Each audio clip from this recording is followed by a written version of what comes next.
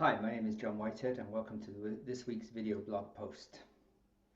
For the last couple of weeks I've been talking about Marshall Goldsmith's book, What Got You Here Won't Get You There, and his 20 habits that he talks about that keep you from moving forward or continuing your growth in your leadership or management role. And these are really my thoughts as I read these, my interpretations, if you will. In some cases, I think they align with Marshall's saying, and maybe sometimes they don't align with Marshall's saying. But I think that's the point of one of the points that Marshall is giving. Because the third one talks about not making assumptions. It's not about not passing judgments. It's about not making judgments. And I read that as making assumptions. You know, we'll get into a conversation and somebody says something and we'll automatically assume what they're saying. Or we'll decide that, oh, that's not a good idea, or that's a bad idea. Marshall talks about keeping neutrality. I would say keep an open mind. Ask for clarification if you're not sure. Ask for clarity. Ask those open-ended questions like it's mentioned before. I'm not sure, when you said X, Y, Z, I'm not sure I understood what you mean. Could you explain a little bit more?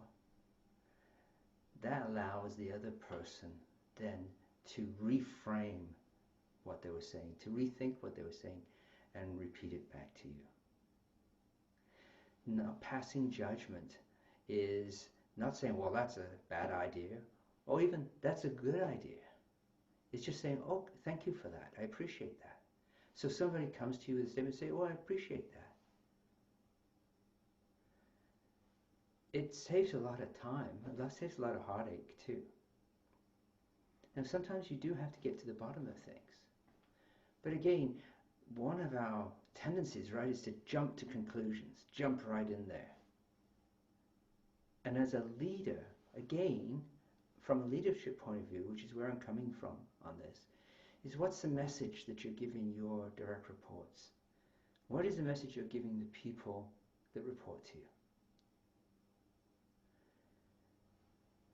What is the message that you're sending them? That your ideas don't count? That your ideas don't matter? No, you want to be able to bring that in, to listen to that fully. So be careful. I know I find myself, even when I'm in coaching conversations with individuals, I find myself catching myself and thinking, wait a minute here, I'm going to make an assumption. I don't want to make an assumption. And I'll actually verbalize that sometimes with a client. I say, okay, just hang on a second, because I want to make sure that I'm not making an assumption here about what you're saying. So this is what I'm hearing. And then I'll repeat back to the person what I'm hearing. And that person has an opportunity to say, no, that's not what I mean, or yeah, that's exactly what I mean.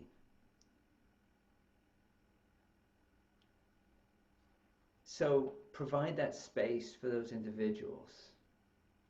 Provide that space for individuals to be clear. Because the last thing you do is make an assumption, make a judgment on that, take action, and it's totally wrong action.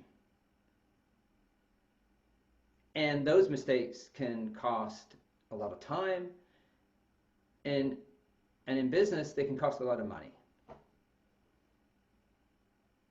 Now here's one of the challenges that I find with leaders.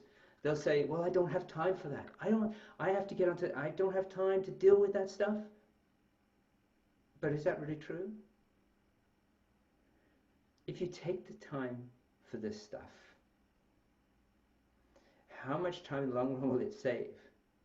You know, we make assumptions. The assumption's wrong. It creates all kinds of havoc and problems with something else. You're back to square one. How much time have you wasted? Or you make an assumption, you take an action, and it could cost hundreds of thousands of dollars. And you're back at square one. And then what's that cost?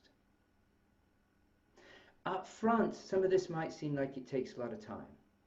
Up front, this may seem like it's a lot of work.